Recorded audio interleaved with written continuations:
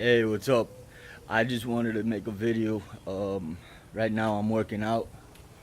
I'm doing a little workout here this morning and I'm feeling great. I'm feeling amped up and I wanted to make a video for everyone that is going through life with their shoulders shrugged. Basically, you know, just eating fast food and laying down in bed and just watching a lot of TV and not doing much with their life, my productivity. I used to be like that. And what I'm trying to get at is that, this life, you get out of it what you put into it. And whatever you want to accomplish, you got to separate the chaff from the wheat. And what that means is you have to separate the bad stuff from the good stuff. The good stuff is basically anything that feeds your ambition, anything that feeds your heart and your conscience, your subconscious, and anything that feeds your acceleration towards the good stuff in life. Those are the things that you want to spend the most time doing, because these things are going to progress to being bigger things. Whatever you feed grows, and whatever you starve dies. And so if you live by that concept and you understand that concept, then you're going to go far in life. What I do with my life is basically I wake up and I try to wake up early. I try to wake up at 3, 4 o'clock in the morning. And automatically I start thanking God. That's the first thing I do. I say, good morning, Jesus. Good morning, Holy Spirit. Good morning, Jehovah. From that point forward, I start my day. And usually I go to the gym or I stay at home and I just work out here. And this is a good workout. And basically, man, I'm just always listening to inspiring messages. I'm always on YouTube listening to motivational speakers or inspirational just stories of people persevering and people becoming something, better than what they are.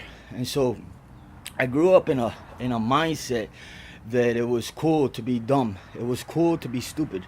Like in school, I just wanted to be the coolest. So I would copy people's papers, and I would, just talk throughout the classroom while the teacher was teaching. I would either be sleeping or I'd be joking around. And so that was my life throughout my whole life, like middle school and forward. And so, I throw away, knowledge is power. It's not a saying, but it's the truth.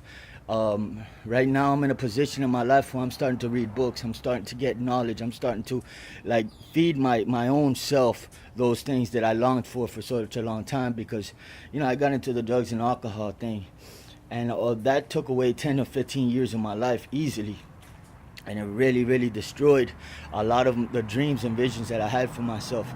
And I was a follower most of my life.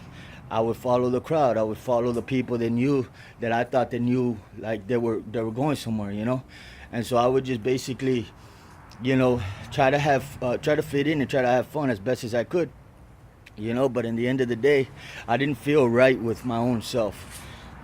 I couldn't quite look at myself in the mirror, and find myself, because I felt like I was rejecting myself over and over again by doing these decisions that weren't benefiting me.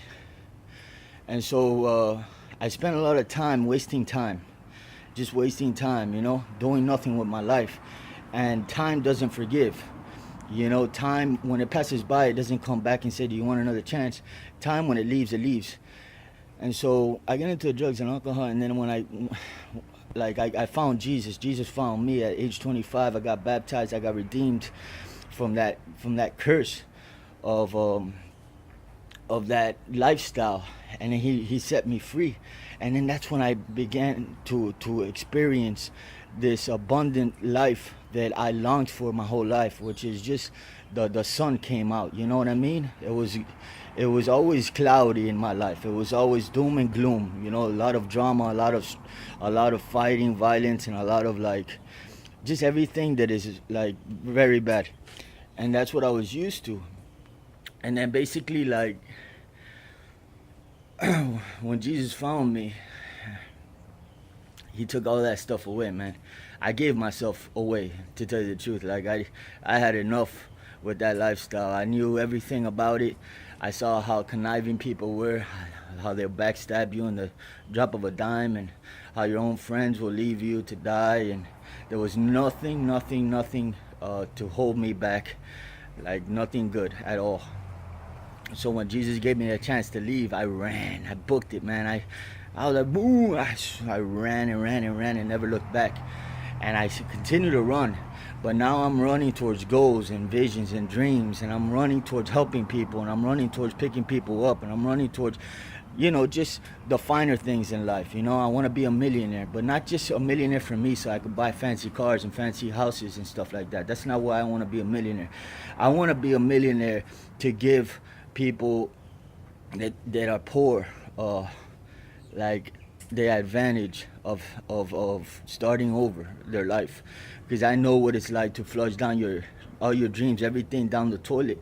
I know what it's like to completely depend on your family for everything. But these people, they don't have anything. They don't even have family. But I find myself just continuously every day, and I try to get better every day. That's one of my prayers towards God. I'm just saying, God, man, make me better than I was yesterday. I just want to be better, even if it's just 1 millimeter better. I'll take it. And God is teaching me how to value the small things. Like if you see a penny on the floor, I would normally not pick it up, but God is teaching me, hey, look, man, it's the small things that add up that turn into big things. And a lot of people won't understand that, but it's the truth. And so if you add up all the little small things you do for yourself daily, they're gonna turn into bigger things the next day. So if you just start habits that are good for yourself, whether they be small or tiny, it's irrelevant. I was making an example to my wife the other day, yesterday actually, and the example I was making was, let's say I just do 5-minute abs because I don't have any more time to do more. And that's petty, and a lot of people be like, man, what's the point? It's just 5 minutes, it's not going to do anything, this and that. That's the type of mind frame like the world has, you know what I mean? Not everybody, but I used to have that mind frame, so I put myself in that category. But I now I'm looking at it from a totally different angle, and a lot of it is changing your perception of how you look at things. And if you look at things from a different angle, you'll get better results. And so I look at it now from looking at it like saying, hey, look, man, it might be just 5 minutes, but it's better than doing nothing at all. And so I'm gonna get 5-minute results, and at least I have that inside of me that says, okay, I worked out 5 minutes, and you have it registered in your head to do more. Rather not doing anything at all, you kind of get more discouraged to even try, because you're like, man, I need so many results, and it's going to take me hours and hours and days and months and years to get it. Like, what's even the point of starting? And I noticed that one of the things that the devil does is that he makes things look way bigger than what they are, to discourage you of even trying in the first place.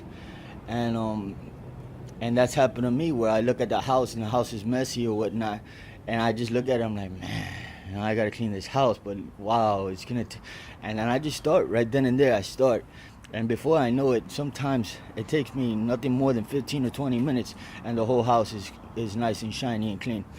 And so these things are just illusions, and if we get past them in our own head, our own minds, we'll become better people every single day. And that's the point, is for you to evolve and share your knowledge and your wisdom with either your children or somebody next to you, because I believe that you know something that I don't know, and I know things that you don't know, and you've lived a life that you've learned some things through failure, through knocking your head, you're banging your head against the wall, so to speak.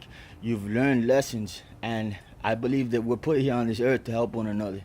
And whatever I know, and whatever knowledge and wisdom I have in my heart, my job is to share it with you. And I can't share anything more important than Jesus Christ. He's the one that saved me. He's the one that redeemed me. He's the one that cleaned me up. He's the one that transformed me into the man that you see before you today. Because if you were to see me about 7 or 8 years ago, you would have seen a ghetto guy that just hated himself and hated the world and didn't want anything to do with any kind of like productivity. I was extremely lazy. I was just a total mess, from morning to night. I slept 17 hours a day because I was extremely depressed. I didn't want to live, etc., etc. I can go on, but my life is not that way anymore.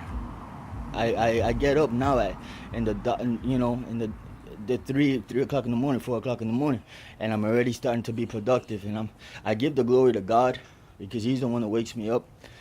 And I'm just trying to share the message to try to inspire somebody that if you're down, I'm trying to reach out and pick you back up, because we all need that. We all fall down and we all need somebody to pick us back up. I love you very much and I hope you have a great day.